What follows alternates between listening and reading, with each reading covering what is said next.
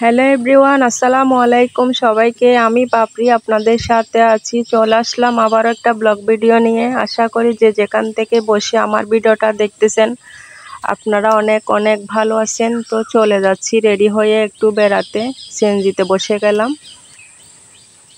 তো এখন চলে যাচ্ছি, মেন রোডে চলে আসলাম। আসলে প্রচুর বৃষ্টি হচ্ছে সকাল থেকে, একটুর জন্য বৃষ্টি থামতেছে না। তো আমরা সিএনজি করে সিটিতে যাচ্ছি। সিটি এলাকায় অনেক জায়গার মধ্যে পানি আছে, হালকা হালকা পানি আছে। তারপরেও বৃষ্টির মধ্যে আসলে বের হতে হয়েছে। যাচ্ছি আমার ছোটো খালামণির বাসায়। ছোটো খালামণি আসলে অনেক অসুস্থ, তো দেখার জন্য যাচ্ছি, নয়তো এই বৃষ্টির মধ্যে বের হতাম না। তো এখন সিএনজি করে সামনের দিকে যাচ্ছি। অনেক বৃষ্টি পড়তেছে, আসলে দেখা যাচ্ছে কিনা ভিডিওর মধ্যে জানি না, তবে প্রচুর বৃষ্টি হচ্ছে।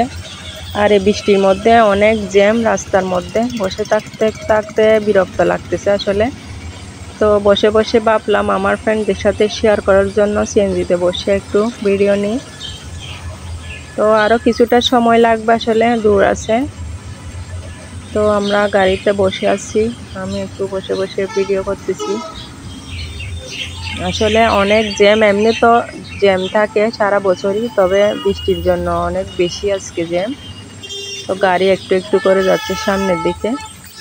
অবশেষে চলে আসলাম খালামণিদের বাসায়। এটা হচ্ছে উপরে ওঠার সিঁড়ি। তো সিঁড়ি দিয়ে উঠে আসলাম। খালামণিরা দ্বিতীয় তলায় থাকে, এটা হচ্ছে তৃতীয় তলার সিঁড়ি।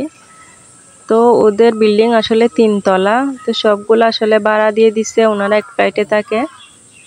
তো একটু ভিডিও করে শেয়ার করতেছি আপনাদের সাথে।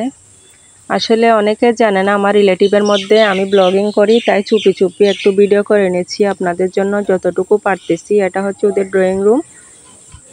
আসলে শুরুতে বলেনি, আমার খালামণি অনেক অসুস্থ, ডক্টর বলছে 1 মাস বেড রেস্টে থাকার জন্য। ওদের ঘরটা অনেক অগোছালো। এরপরও আমি একটু শেয়ার করার জন্য ভিডিও করতেছি, আপনারা প্লিজ কিছু মনে করবেন না। তো এটা হচ্ছে ড্রয়িং রুম, একটু ঘুরিয়ে ঘুরিয়ে ভিডিও করে নিচ্ছি। এদিকেও একটা বেডরুম আছে, আর এটা গলি দিয়ে সামনে আরও একটা বেডরুম, আর পাশে হচ্ছে টয়লেট। কেন অন্ধকার লাইট দিচ্ছি, এটা হচ্ছে টয়লেট। তো যেমন আছে তেমনই আমি ভিডিও করে দেখাচ্ছি। আসলে ঘরের মানুষ যদি অসুস্থ থাকে, তাহলে মা যদি অসুস্থ থাকে, ঘর এমনিতেও গোছালো থাকে। এটা হচ্ছে ফ্রিজ, এটাও বেডরুম। আসলে ছেলে মেয়ে আছে, ওরা আসলে পড়ালেখা নিয়ে ব্যস্ত। তো আমার খালামণি তো এখানে বেডরুমে শুয়ে আছে, এটাও আর একটা বেডরুম। এই তো এদিকে দেখা যাচ্ছে কিচেন।